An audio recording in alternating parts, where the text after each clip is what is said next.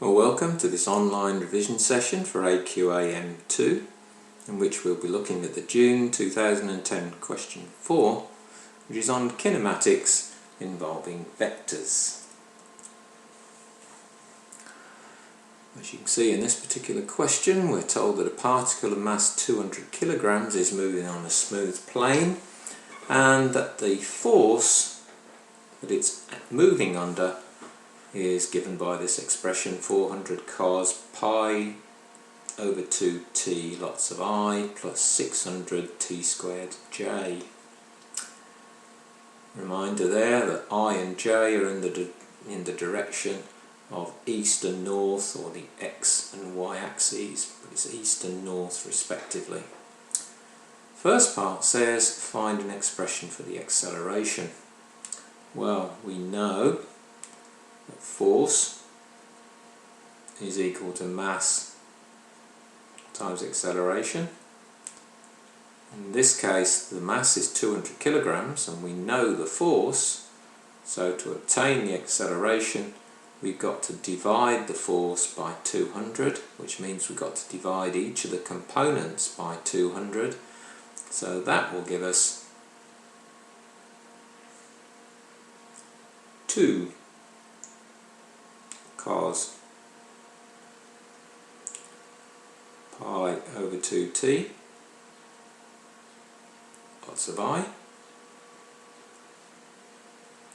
plus 3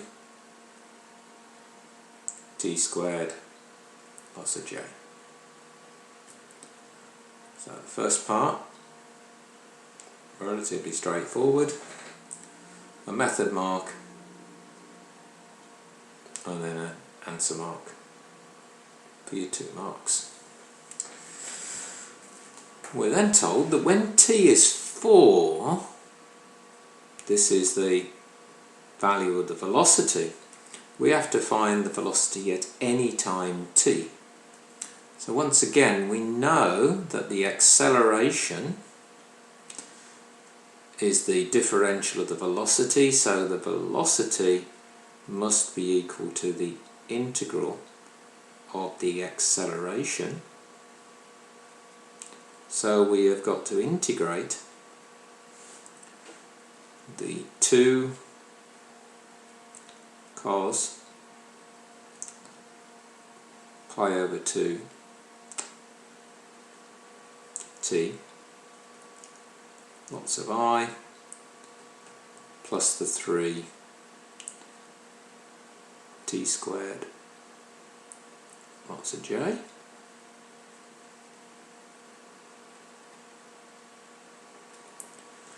And so to do that you integrate the separate components. So the integral of cos pi over 2t, well, the integral of cos is sine, and that will be pi over 2t, but we have to remember that because the differential of pi over 2t is pi over 2, we've got to divide by that pi over 2, so that's the same as multiplying by 2 over pi, so that will give us 4 over pi in front of that.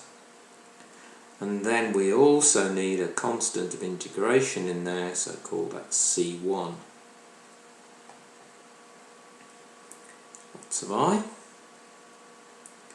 Similarly, we integrate 3t squared, we get t cubed, but again we need a constant of integration in there, so C2. Lots of j. Now in order to find the values of C1 and C2 we will need to use the fact that when t equals 4 v has to equal minus 3I plus 56j.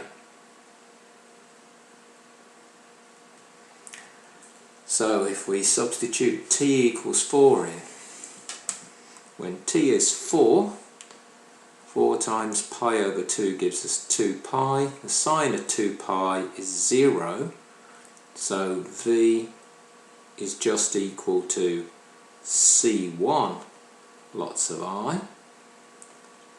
And when t is 4, 4 cubed is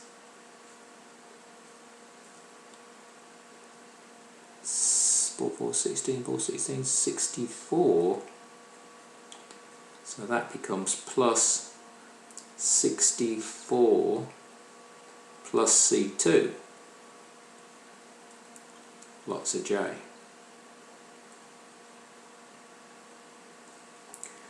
So we can now see, comparing that with what we know V has to equal, the minus 3I plus 56J, that C must be negative 3, C1 is negative 3,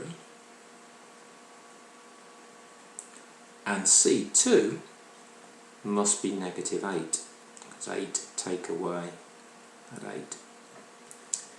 And so our expression for V will be equal to 4 over pi sine pi over 2t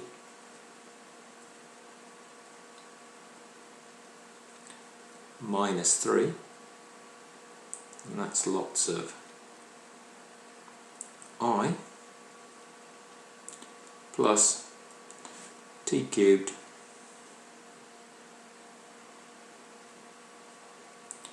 minus 8 lots of J. Well, there were 5 marks for that. For using an appropriate method, i.e. the integration, that will give you a method mark. For obtaining the correct expression, having integrated, will give you an answer mark at that point. For using the T4 to determine the values of C, will give you a method mark.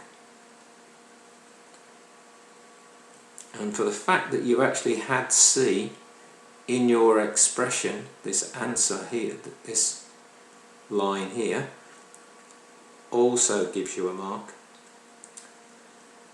And then for the correct expression for V at the end, you get an accuracy mark for that answer. Well, that's half the question done. Next part then says find t when the particle is moving due west. Now if the particle is moving due west, it means that its north component, in other words J, has to be 0. So for part C, we have to find the value of t that will make J 0. So in other words, t cubed minus 8 must equal 0, which when we solve obviously gives us t equals 2.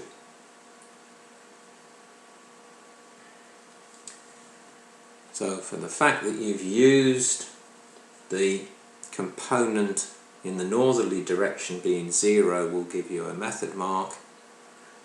For obtaining the correct expression as a consequence will give you an answer mark. And then of course for getting t being equal to 2 you will get an answer mark. Part D then says find the speed of the particle when it's moving due west. So that's, in other words, that's when t equals 2. So if t is equal to 2, V will be equal to, well, we know the J component will be 0, so it's only the I component we have to worry about. So that is going to be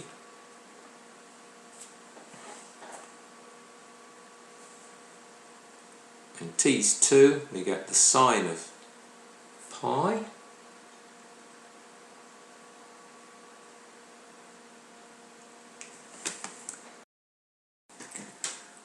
and of course the sine of pi is 0, So all we're left with in the I part is negative 3I, so this just becomes minus 3I and no j's, and so the speed is just the magnitude of v, which the size of that vector of course is just 3, it's just the square root of negative 3 squared, so it's 3 meters per second. 2 marks, a statement of the value of b when t is 2, and then the speed as a consequence.